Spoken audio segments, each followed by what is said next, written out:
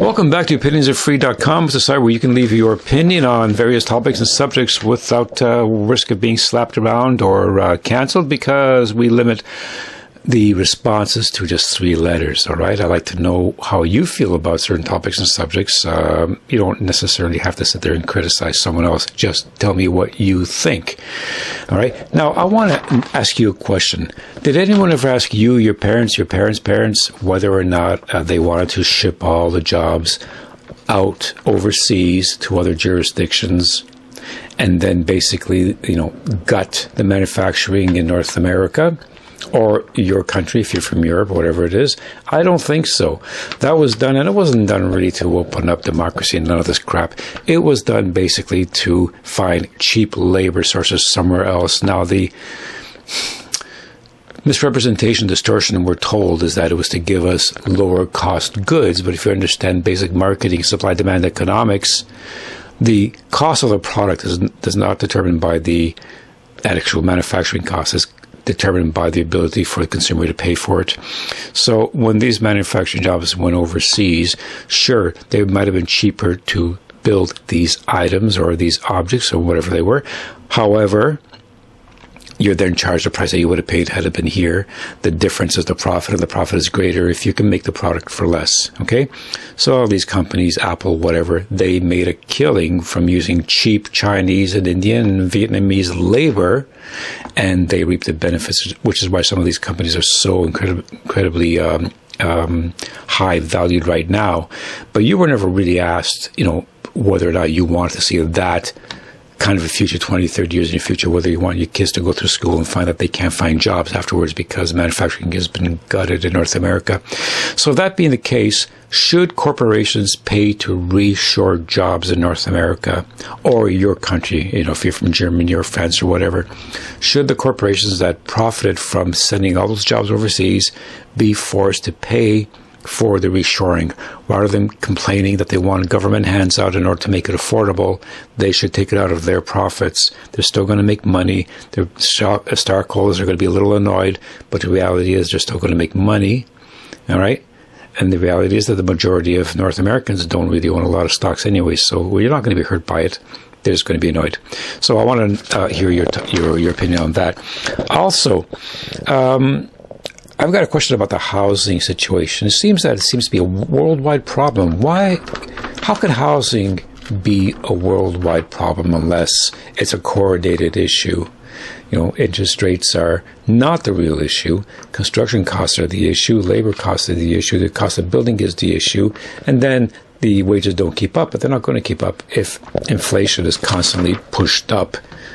And up and up and up, and it goes up higher than your actual income rate. Now, governments actually like inflation, because when a government inflates 2 or 3 or 4%, okay, what happens is this: the government is now making that much more of a tax, much more in taxes off of your purchases.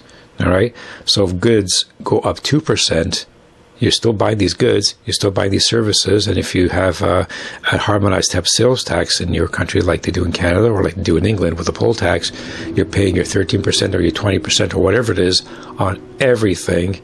So if the interest rates go up, if the inflation rate goes up, let's say 3% in a given year, all right, they're making that 13 or that 20% on the 3%. They don't have to necessarily raise their taxes on you, because that hidden tax, called inflation, is actually giving them more money. As long as the inflation doesn't go up so quickly that it destroys jobs, because then you have people who are making less and they're going to pay less in income tax. So it's a very interesting balancing act. And, I think there's a bit of coordination here between the Western economies and the Davos group and the WEF, or whatever you want to call it, the IMF, all these groups that seem to have one common policy in place, and they want everyone to line up and use their rules, or they can't play the club. Isn't it interesting? Anyways, give me your opinion on the housing situation, whether or not it's a manufactured emergency or whether or not it's a real emergency, and why, okay? Now, have people become stupid and unable to have a conversation about the most simple things? It seems to me that whenever there's a conversation, it becomes quickly polarized. And I've seen this with my own circle as well. I mention something about the tariffs, and all I hear is oh, Trump is this and Trump is that. And I'm not defending Trump or the tariffs. I'm just saying you have to have some kind of an intelligent conversation about the pros and cons of something, a policy, in order to be able to make a decision about whether or not that policy is good or bad. It's not just about saying, I don't like Trump, I don't like Biden, I don't like this, I don't like that, therefore everything they introduce is bad. That's kind of a polarized blindness. It makes you incapable of understanding things and policies that actually may be beneficial because you're so busy, hating the person and not looking at the policy. And sometimes you have to swallow our pride and say, you know what, I don't like that person. I don't like them as a politician or as a human being, but damn, that policy does make sense. And if it makes sense, is it better for the country, then you should accept it, despite the fact that you don't like the person who's making that policy statement, okay?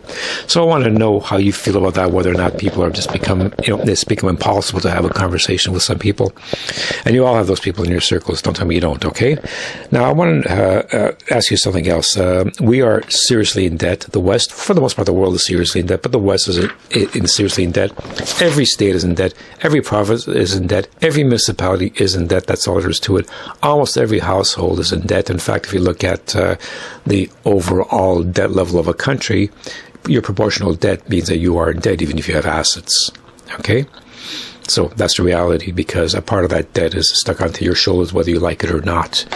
Now, let me ask you a question. Derivatives, the damage they caused a few years back, they're on the way back. Yeah, a new type of derivative is being out there. So derivative is just something that is derived from another value from another item. So if you put together a bunch of, cheesy or crappy mortgages, you derive from that another type of investment, and that is a derivative from, and those are very risky things, and generally you don't really know what you're investing in, do you? So if that's the case, and it's only going to make things worse, is an attack on assets likely to happen in the next 2, 5, or 10 years? In other words, if they can't tax you anymore, and they can't take any more from your business through taxes, through your income through taxes, are they now, they being the governments, either on their own or in coordinated fashion, going to start attacking your assets? And this is especially important for people with homes and they paid off their mortgages.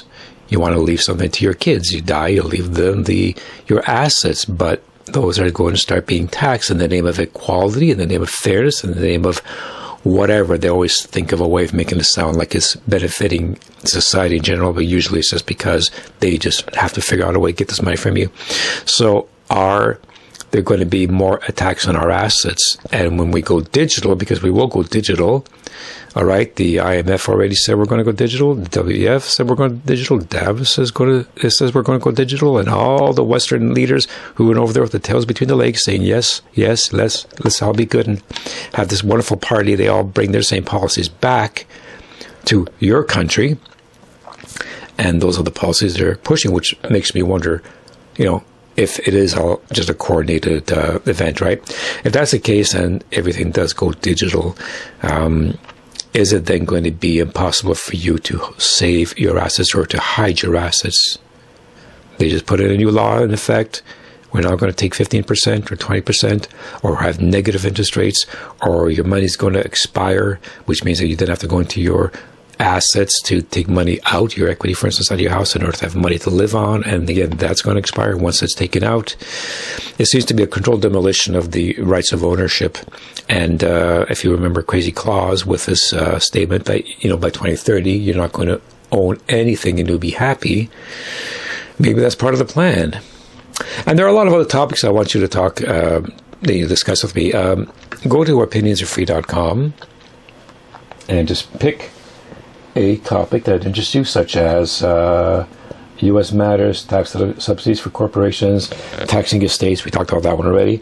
Biden comments, that's a little bit old now. Democratic Party policy, Republican Party policy, affordable housing, health care, COVID issues, international matters, Elon Musk innovation, good or bad, social media, climate matters, recycling, beneficial or tax burden, so on and so forth. Will tariffs be the cause of inflation or just another factor?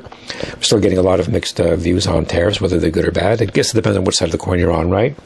Should corporations accept lower profits to assist reshoring? I think they should. Give me your opinion. Is debt the new slavery? Well, we know that it is. artificial intelligence, what's it really about? Overpopulation, is it just overblown? Israel and Gaza, is there a solution?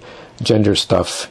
Hey, here's a suggestion. Instead of worrying about men's bathroom and women's bathroom, why don't you just put aside this as with penis and without penis? With penis and without penis. Then there's no confusion. You got a penis, you go to the penis side. Don't care if you identify as a man, woman, or a walrus. You got a penis. That room. That at least will give some feeling of safety to the women. So click on, leave your opinion, and I'll talk to you soon. Bye-bye.